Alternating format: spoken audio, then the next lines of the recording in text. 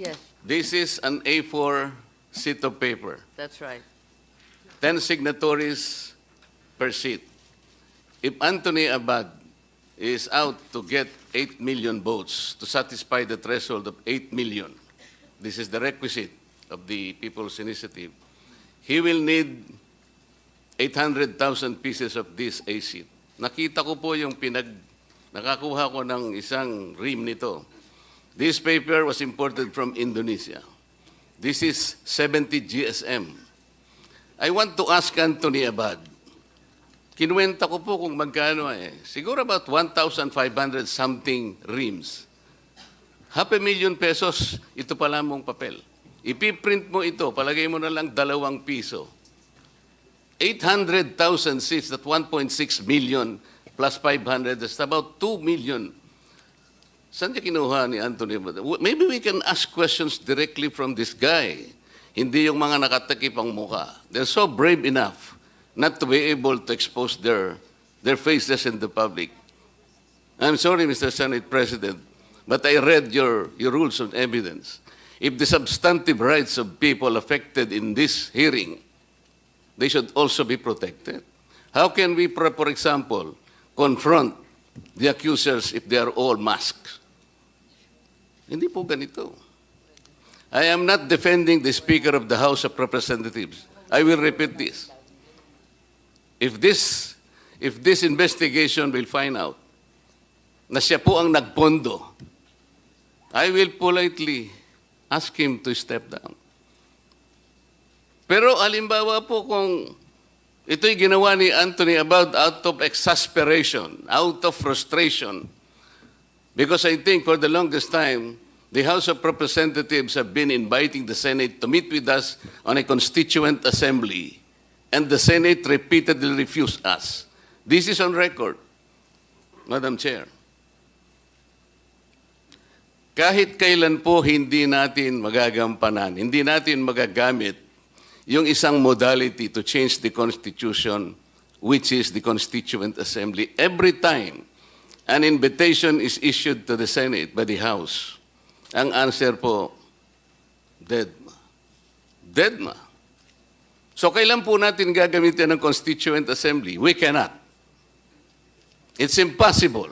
Sa sinasabi ng Senate, well, ang dami pong Okay, bago kami makipag-meet sa inyo, you will have to agree that separate voting. Ganun po palagang nangyayari. Ito po ang nangyari. Ako po matagal na sa Congress.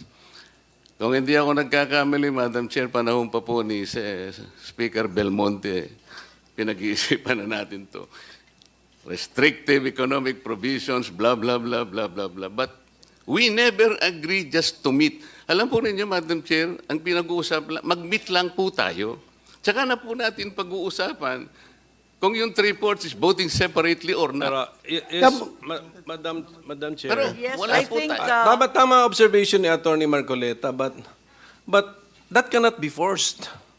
If the Senate does not want to amend the Constitution through a Constituent Assembly, the House cannot force it. Ganun lang po yun, as simple as that. So therefore, No one is forcing, Senator. precisely. So, there should be no complaint kasi we are two autonomous bodies. Ayaw nung isa makimit sa Constituent Assembly. The complaint arises from the fact that you do not want to meet with us. So Madam ang Chair. question, how can we make use of that particular Yes, modality? It is the first modality. Yes, that means that the present composition of both houses cannot avail of that mode kasi ayaw nga nung isang house makimit. So, ano na po yan? That's a political question, gamitin sa issue sa election. Pero our problem with the PI is yun na nga. Therefore, we suspected some politicians to be behind the PI because ang tinutumbok ng People's Initiative is the procedure sa Constituent Assembly.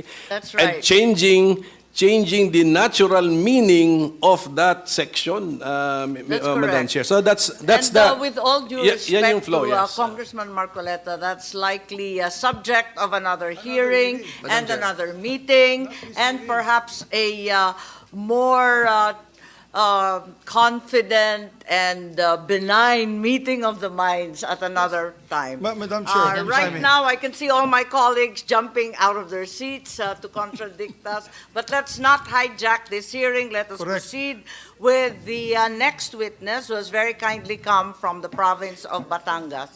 Yes po, Senator. Madam Chair. Salamat, Madam Chair. Senate President, Madam Chair. Madam Chair, Madam Chair. Can I be I've been recognized, Madam acknowledged Chair? by the Chair. Madam Chair. Madam Chair.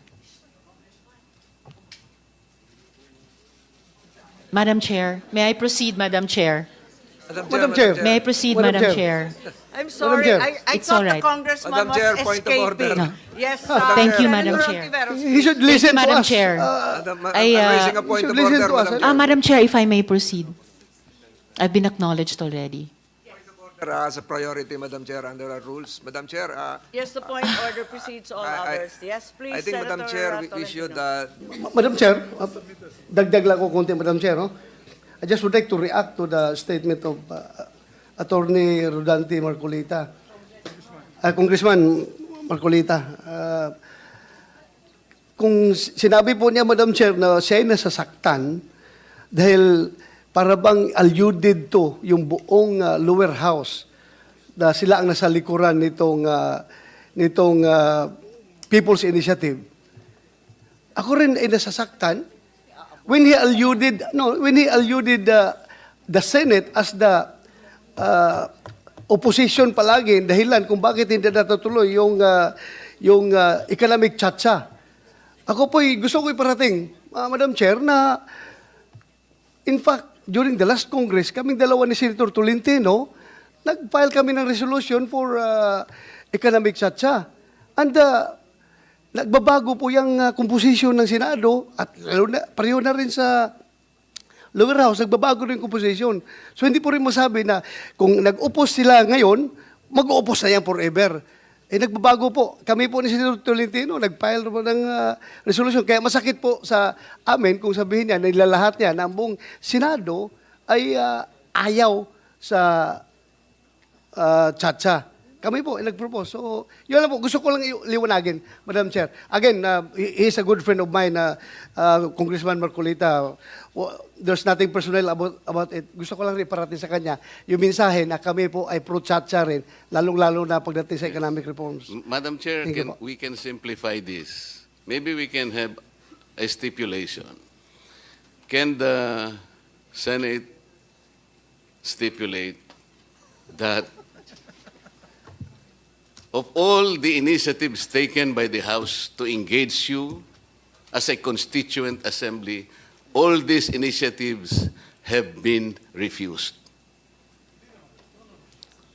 Wala pa tayong, hindi pa po tayo Madam nag-meet. Madam Chair, as Senate President, as the leader of this institution, I can categorically state that we have not refused any measures. As a matter of fact, I filed last week RBH 6, which is to discuss economic provisions of the Constitution. So, Only to change your mind 3 days later, Mr. Senate President. did I ever say, for the record, did I ever say I am no longer pursuing this?